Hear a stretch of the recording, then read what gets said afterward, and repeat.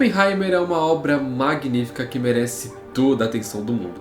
E hoje nós vamos destrinchar cada detalhe deste filme para que você possa entender melhor toda a genialidade de Christopher Nolan. Ele que sempre foi um diretor ambicioso e ousado. E atenção, este vídeo contém spoilers de Oppenheimer e outros filmes de Christopher Nolan. Se você clicou neste vídeo após ter visto a thumbnail e o título, você com certeza sabe do que se trata Oppenheimer. Então, não vou tomar o seu tempo te explicando o plot do filme e vamos partir direto para a análise. Diversos diretores possuem um fascínio e um elemento que os movem a contar histórias envolventes. No caso de Christopher Nolan, este elemento que o fascina é o tempo. O tempo se manifesta de diversas formas em seus filmes, porém, ele nunca está ausente de suas obras. Nolan costuma trabalhar com o tempo nos plots de seus filmes, assim como ele faz com Interestelar e em Tenet.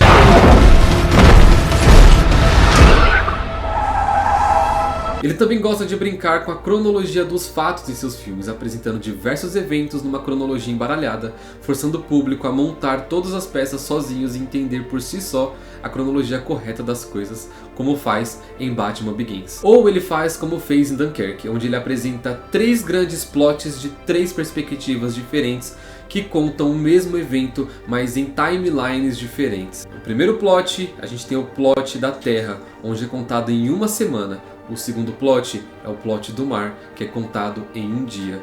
E o terceiro plot é o plot do ar, que é contado em uma hora. E todos esses 3 plots dizem respeito ao mesmo evento, apenas contado de formas diferentes. E você já deve ter percebido que Nolan adora contar as suas histórias numa timeline diferente da convencional. Por isso dizemos que ele é ousado. Suas timelines diferentes preenchem todas as suas obras, inclusive Oppenheimer. O filme sobre o cientista possui o mesmo estilo de timeline do filme Memento. So, okay, what do you have? You have the beginning of the film here. Best way to draw it is as a hairpin, like that.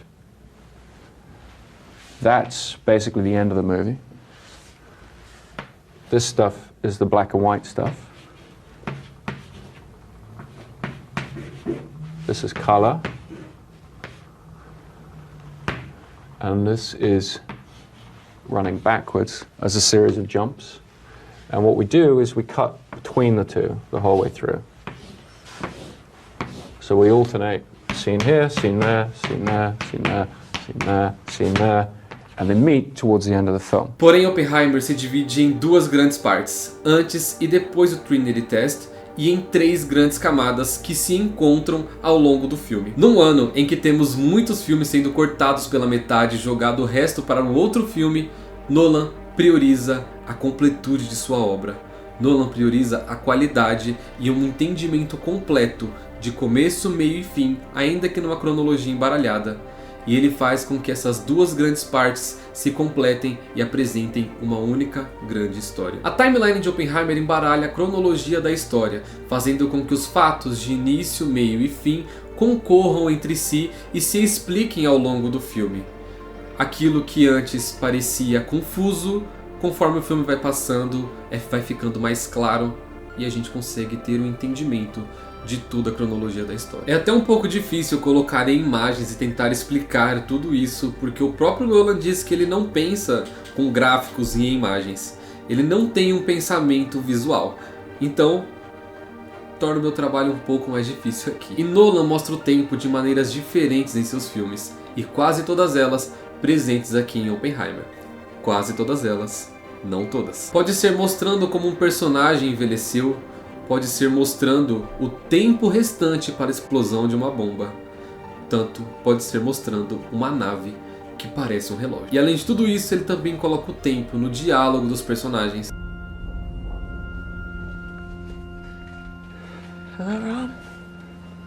I've waited years. How many years?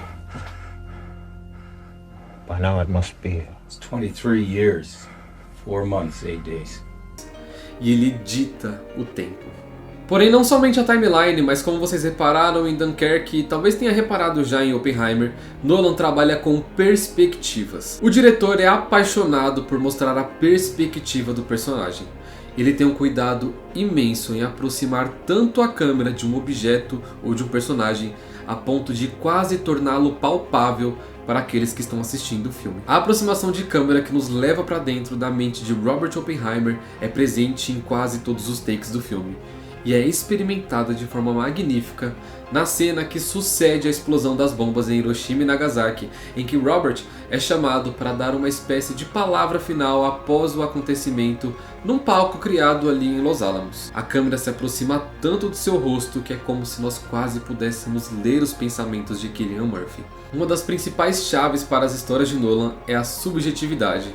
Ele não está muito preocupado em apresentar uma realidade objetiva, mas busca se aproximar de uma experiência real, na qual experimentamos a história através da perspectiva do personagem e entendemos a realidade a partir das experiências dele. Dificilmente você vai encontrar nos filmes de Nolan algum take de alguma coisa acontecendo, de algum objeto que o personagem principal ou aquele que está apresentando a história não percebeu. Em Oppenheimer, o filme é contado por duas perspectivas diferentes, nas quais nos emaranhamos nas leituras dos personagens e, semelhantemente a Memento, temos uma divisão clara entre cenas preto e branco e cenas coloridas.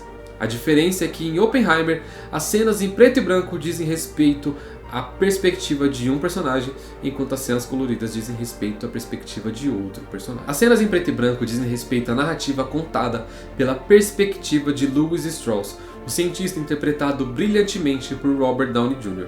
Tanto é que o cientista só aparece numa cena colorida apenas uma vez. Isso ocorre porque as cenas coloridas dizem respeito à perspectiva de Oppenheimer, que só cita Lewis Strauss quando lhe é perguntado sobre, demonstrando que o personagem de Cillian Murphy estava pouco preocupado com a figura do cientista. Muito diferente do próprio Lewis Strauss, que foca toda a sua narrativa em Robert Oppenheimer. Uma das camadas do cinema que Nolan utiliza de forma magnífica é Hans Zimmer. Não, na verdade é a trilha sonora.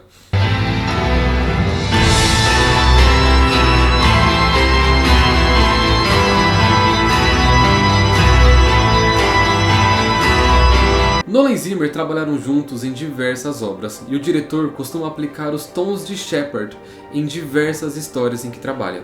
Os tons de Shepard consistem em aplicar 3 camadas de som, uma sobre a outra, separados por uma oitava acima e uma oitava abaixo, fazendo com que a que está uma oitava acima diminua o volume ao longo do som em fade out, o que está uma oitava abaixo aumente o volume ao longo do som em um fade in, e o tom do meio permaneça constante. Ao colocar essas 3 camadas em looping, o resultado é uma ilusão auditiva.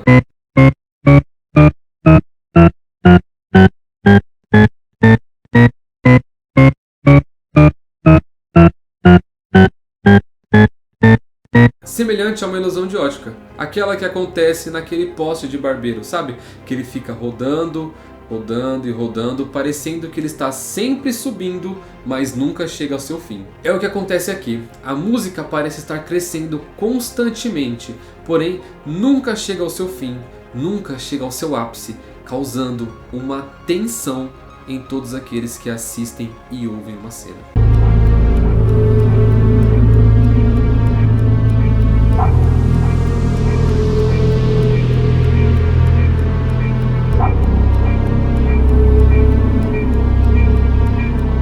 Esta ilusão é aplicada maravilhosamente em Dunkirk, mas também é aplicada em Oppenheimer. Apesar de não ter trabalhado ao lado de Hans Zimmer neste filme, o escolhido para assumir o posto, Ludwig Göransson, é muito difícil falar esse nome, dá conta do recado e faz com que a cena do teste Trindade seja uma cena de pura tensão, aplicando os tons de Shepard. No vídeo em que fazemos uma análise sobre os filmes de Missão Impossível, falamos sobre como uma tensão é criada ao utilizar relógios em contagem regressiva.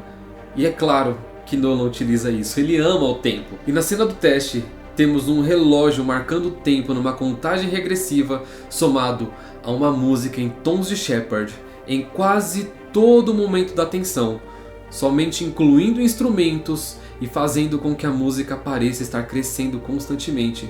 Porém, ela cresce. Em certo ponto da música, ela realmente começa a subir os tons e aquilo te dá uma ansiedade, causa uma tensão em todo mundo que está assistindo e então a bomba explode.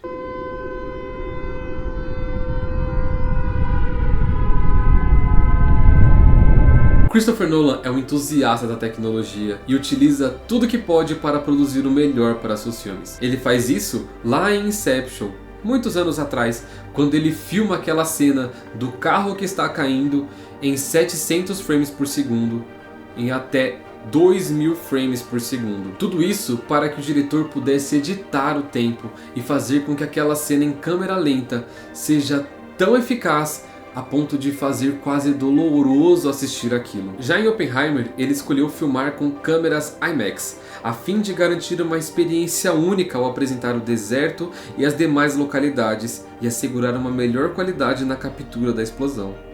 10 anos atrás, este filme não poderia ser feito. Chris não possuiria todas as ferramentas utilizadas à sua disposição. E se você estava curioso para saber, aqui está a resposta: não. Christopher Nolan não explodiu uma bomba nuclear para gravar a cena da explosão do Trinity Test.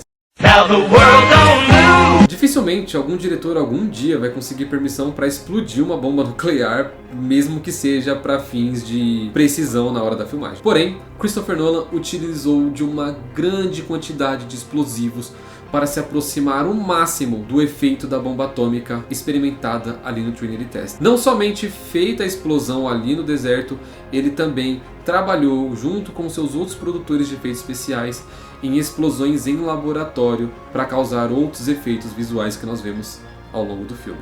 Nolan trabalha de forma magnífica os seus filmes, porém outros diretores e outras franquias também fazem um trabalho excepcional em criar tensão, em criar histórias envolventes. Isso você pode conferir acessando a playlist que está aqui ao lado. Mas, antes de tudo, se inscreva no nosso canal. Provavelmente tem um botão por aqui. Você se inscreve no canal e depois assiste essa playlist.